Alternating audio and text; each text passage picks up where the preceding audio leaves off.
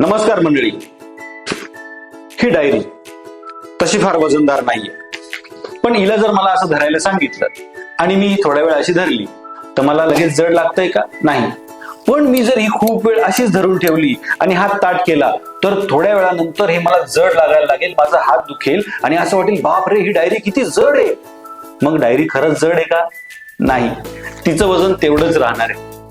हे सांगायचं तात्पर्य असं की बऱ्याचदा आपण दिवसभरामध्ये हे असं का झालं, ते तसं का झालं, याने असं का केलं, त्याने तसं का केलं, अशा आपल्या डोक्यावरती, अशा कपाळावरती आठ्या आणलेल्या असतात आणि या आठ्यांमुळे काय होतं की इथले स्नायू सतत तणावामध्ये राहतात आणि ते स्नायू सतत तणावात राहिल्यानंतर आपल्याला संध्याकाळी डोकं दुखायला लागतं आणि मग आपण म्हणतो यार माझं फार डोकं दुखतंय.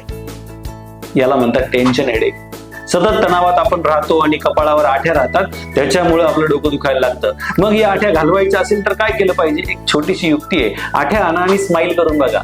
नाही जमत, तुम्ही स्माईल आणली की आपोआप आपल्या डोक्यावरच्या आठ्या बाजूला होतात. त्यामुळे स्माईल करायची आपण प्रॅक्टिस केली पाहिजे आणि स्माईल पाहिजे असेल तर स्माईल दिली पाहिजे. आणि याच्यासाठी 2 मॅजिकल वर्ड आहे. कोणीही तुम्हाला काही मदत केली की त्याला थँक्यू म्हणा. कोणीही तुम्हाला दिवसात पहिल्यांदा भेटलं किंवा दुपारी भेटलं तर त्याला गुड मॉर्निंग, गुड आफ्टरनून म्हणा. हे शब्द वापरताना आपोआप स्माईल येते आणि स्माईल आलं की आठ्या गायब होतात. मग टेन्शन हेडेकचं टेन्शन कशाला? Keep smiling.